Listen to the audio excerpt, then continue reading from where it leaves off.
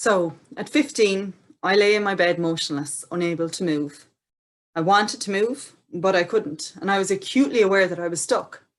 All I could see was the insides of my eyelids, and I was scared. In that moment, all I had was me, my thoughts, and my beliefs. It was like living in a bubble of beliefs, in a bubble of thoughts, being suddenly made aware of the present, and I was so scared in it. You see, for the previous 3 years, I had intentionally starved myself. And I had lured myself naively into a belief that I was in control of what I ate, when I ate, that I was always in control of when I could stop.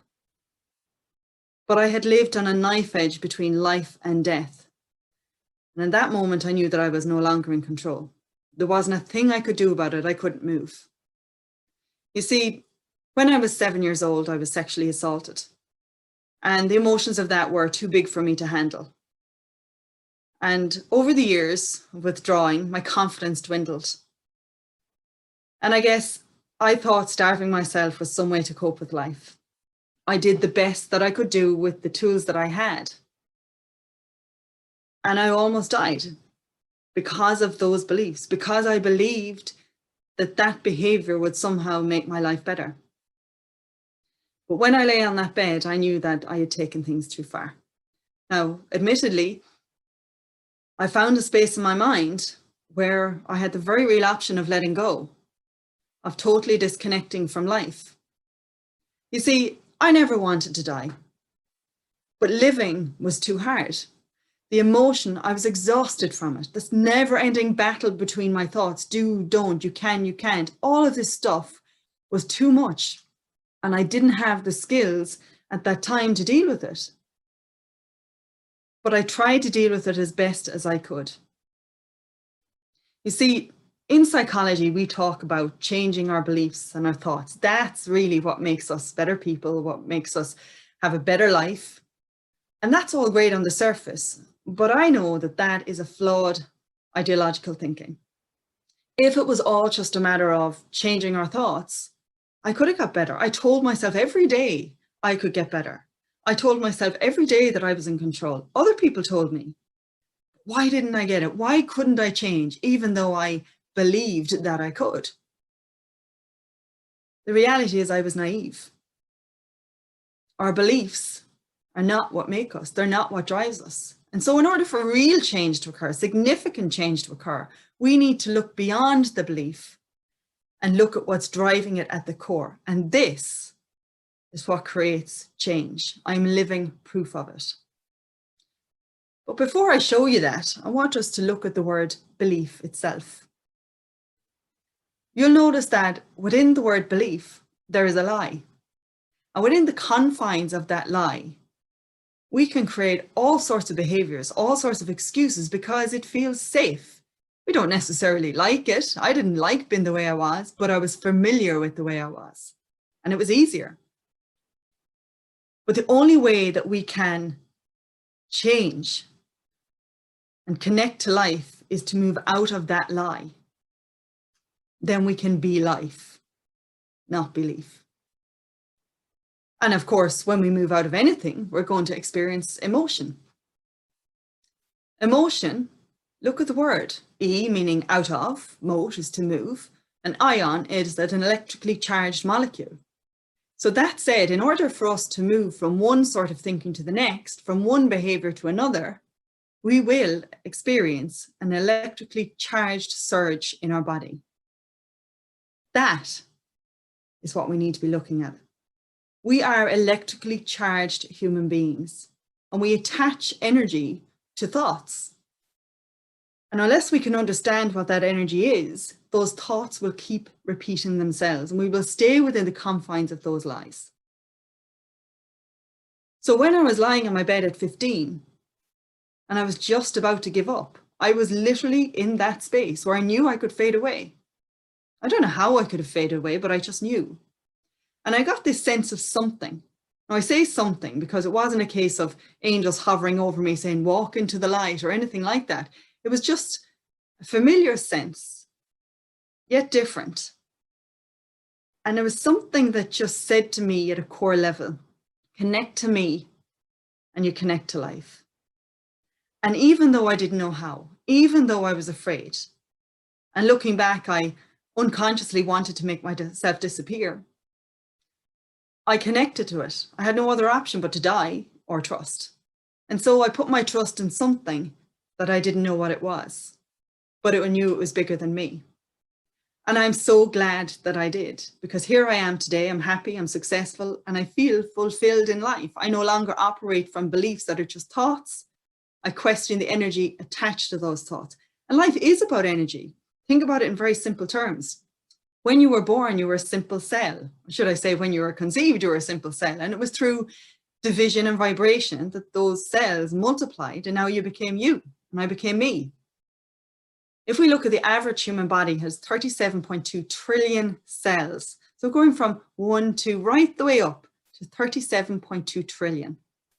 Every cell has a negative voltage inside, a positive voltage outside, and an average voltage of 0.07. Now, 0.07 doesn't really seem that powerful, but let's put this into context.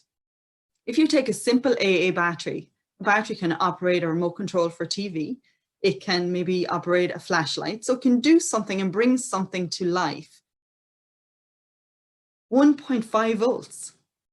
So let's look at 37.2 multiplied by 0.07. On the surface, it doesn't really seem like a lot, but when you multiply that, that is 4 times the electrostatic force that it takes to create lightning in a thunderstorm. Now, can you imagine if we even tapped into a bit of that, just a little bit more of our potential? Can you imagine what we could do? Now, that seems like a very far out concept to talk about energy, because, you know, energy is, it's very kind of floaty and all that kind of thing. But the reality is, let's look at it in simple terms again. If you take a balloon, just a regular balloon, and you rub it rapidly on your head and your hair stands on end, or if you take something out of a tumble dryer and all of a sudden you feel a fuzzy feeling on the clothes, or you touch a car and you get a shock, what is that? That is science. That's not something that's airy-fairy. It's a jumping of electrons from that surface to you and vice versa. You see, we're in a constant energy exchange. It doesn't just stop at us. Our environment affects us, and we affect our environment. We are in an energetic field, an electrical field, constantly impacting each other and being impacted by the things around us. So that's where we need to look at. It is the energy we attach to beliefs, the electrical surge that we feel in our body when we move out of something that we already know. It creates emotion. Look at the words that are attached to getting what we want in life, to goals. We look at vision, decision, persuasion, motivation, realization, creation. They're all words that we attach, yet look at the end of them, I-O-N. So in order for us to achieve anything that we want, including bad stuff, it takes energy. And by the way, your body doesn't know the difference between good or bad energy. It's just energy. How it feels to us will predict whether we move from where we are within the confines of our beliefs into connecting to life. So back then, when I was in my bed and I really did feel disconnected from life, ultimately, I was living out through a lie. I had convinced myself of certain beliefs that weren't true. So where did I get those notions from? Well, the reality is, where does a child learn where Santa Claus is, or the tooth fairy, or like a very familiar one to most of us is that we're not good enough? Where does that come from? That is a script that we get placed upon us through previous generations, through media, through social media, through the people around us, family, teachers. I had a great family, but yet I got tangled in a negative energy when I was 7. And it is out of that energy that I attached to the beliefs I already had as a 7-year-old. So I believed that I wasn't good enough. I believed that it was my fault. I believed that I should be ashamed. I believed that I couldn't be confident, or that people wouldn't like me, or that I could be good enough just as I was, because the electrical surge that I was feeling in my body was too much for me to cope. And therefore it was easier to live within the belief, even though I didn't like it. So it is not beliefs that we need to question anymore. To change at a significant level, we need to go beyond that. What drives it? It is the energy, the electricity. Electricity is all around us. Think of a basic appliance, a kettle. A kettle is just matter until it is plugged in and the electricity is directed and harnessed within it, and then suddenly it can become life. So we too, our cells are just matter. Like when we die, we're just matter. But when we are connected and plugged in, we become life. So it is about connecting to life and the energy force that is innately within us. That thing that gave us life itself. There are many different names for it. Well, ultimately, if we are to change, we need to get back to who we are, to move out of the beliefs and the lies within them, and to become life. So the question is, are you going to be liefer, or are you going to be life for?